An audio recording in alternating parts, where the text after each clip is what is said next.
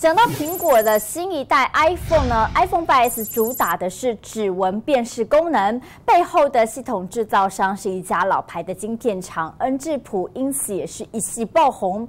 到底指纹辨识商机有多大呢？半导体产业又会如何在这边来做加强？带您来看到今天的关键对话。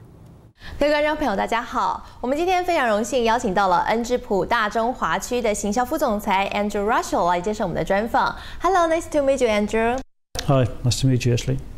We know that after Apple launching the new product that has the fingerprint identification function, more and more smartphone companies want to put this function under their new products. So, according to your perspective, how do you see the future and the trend of this fingerprint function? Will they be mainstream or not in the future? What I can say is, if the major mobile phone companies are using this technology or have decided to use it, it's likely that it will become mainstream and become very popular. What I would like to focus on is the fact that NXP provides, very secure technology for that kind of application. So we've shipped over 2 billion devices over the last few years, and we invest very heavily in that space. We're the #1 player. In secure connectivity, and that's what we're going to continue to focus on. And for example, our secure elements are used in banking, in mobile payments, and we're a very big player in that market. But there are some security concerns of this function. So how do you see? Yes, I know that some commentators have voiced some concerns about the security, and that's something the industry is going to have to address. I believe our secure element solutions, though, don't have that problem. They are really engineered for very, very high levels of security, and I think the fact that we've shipped, as I mentioned earlier, on something like 2 billion units without incident, proves how robust the NXP technology is in the secure connectivity space.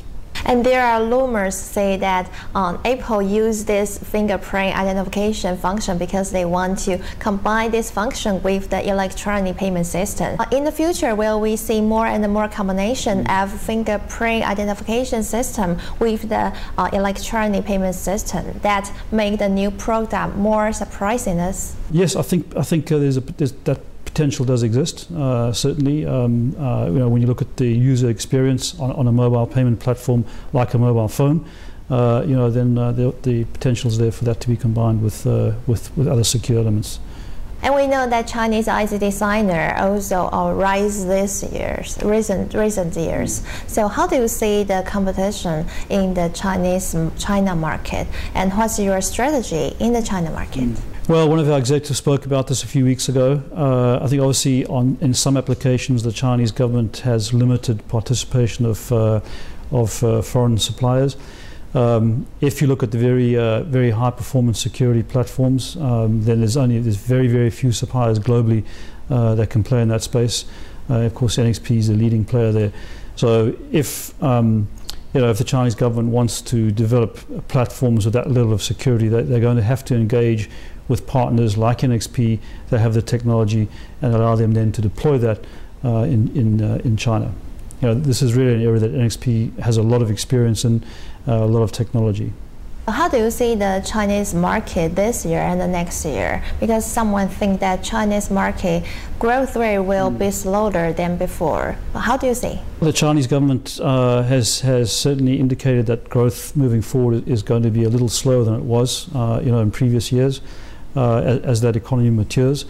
What we do know is the Chinese government has invested very heavily in the current 5-year plan, and they're particularly focused on things like IoT, energy, smart energy, where they're spending a lot of investment, a lot of money, smart cities, and those areas are going to show a lot of growth moving forward. Of course, if you look at the mobile phone space in China, that's also booming. So smartphone is growing very quickly in China. So all of these things are helping to underpin continued growth in China in the semiconductor market. If you look at the Chinese market, it's the largest market in the world. It's more than $100 billion a year in semiconductor consumption, and it is the center of the semiconductor world in terms of volume and of course a lot of players are focused on that. So I think we're going to continue to see solid growth in China in the semiconductor market and the consumption side of things. How do you see the trend of Internet of Things? Will they become a great market opportunity for IT industry in the future? Absolutely. IoT is really in its infancy. So the technology to be able to connect things to the internet has been around for a while. But what's happened in the last few years is you've seen low-cost, high-performance microcontrollers, low-cost connectivity, easy internet access. You've seen cloud services develop. So all these things are coming together to allow you, the company, to build low-cost solutions or cost-effective solutions to get onto the net, to connect machines, to transfer data, to control things. So if you look at some of the projections being made in the industry, some commentators are predicting up to 1 trillion devices will eventually be connected to the internet. So, and we're talking about IoT here, the Internet of Things. So we're just in the beginning of a revolution, and certainly we're going to see this market develop very quickly over the coming years. I think some of the big players in the industry are projecting that this will drive semiconductor growth. This is the big driver of semiconductor growth in the next few years. And we're seeing that, of course, as we look around the marketplace. But for all of us, this kind of Internet of Things we are not familiar with. So can you give us some example of what's this application of this Internet of Things in? Well, a little later on this afternoon, I'm going to be talking about one specific application, which is smart lighting, and that's a great example of an IoT application where you are able to connect a lamp, as you see here in this room, to the internet, and you're able to network a lot of those lamps, say on an office floor building. And when you can do that, you can control it. So you're able to get 30 or 40% energy savings by applying control through that network function. And that's a big cost saving for any building operator, over the period of a year. It's very cost effective to install, so the technology really reduces your installation costs. And that's just one example, of an application where you can really, bring costs down and bring energy-saving benefits. There are others in industry as well, asset tracking, asset monitoring. There's many applications where you can apply this technology. We also want to talk about Taiwan market. We know that you have a lot of partners in Taiwan. So what's your cooperation with Taiwan's partner in the future, and what's your strategy in Taiwan? Well, specifically talking about IoT, we've partnered with a local company in Taiwan called Aptos, who specialize in high-volume module manufacture. And the product that we've brought to market with Aptos is what we call the Light Pro module, and it's a low-cost IoT module that you can connect to a lighting fixture or lamp and network the lamp. So that's an example of the kind of partnerships that we're building with companies here in Taiwan. We know that mobile device become an important application, and so we want to know about the mobile device market, because there are someone say that high-end smartphones growth rate becomes lower than before, and the low-end smartphone rise. So how's your opinion? That's a good question.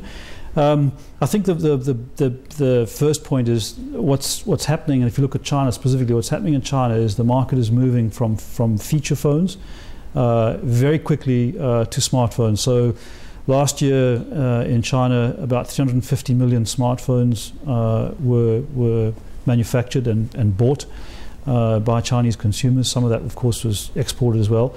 But within the next 2 or 3 years, there's going to be over 800 million smartphones in China. Now, some of those are going to be high-end smartphones, but there'll be a huge market for what we'd call mid and low-end phones, because those phones will be used for things like mobile payment and doing basic everyday things.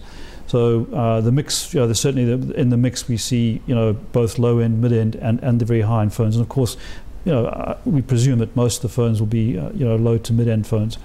But the market is growing very, very quickly. It's a huge market and it's growing. There's no question about that. Thank you, Andrew. 手机的功能日新月异，加上又有许多创新的应用，都为上游的半导体厂带来了更多的商机，也成为推动产业前进的力量。